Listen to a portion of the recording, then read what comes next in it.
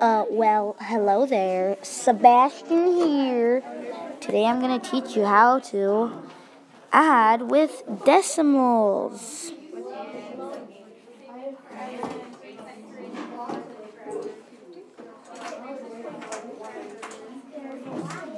So, it literally works the exact same way as regular addition.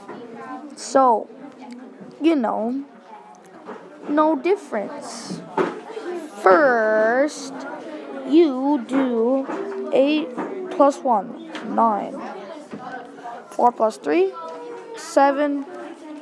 And 5 plus 4 equals 9.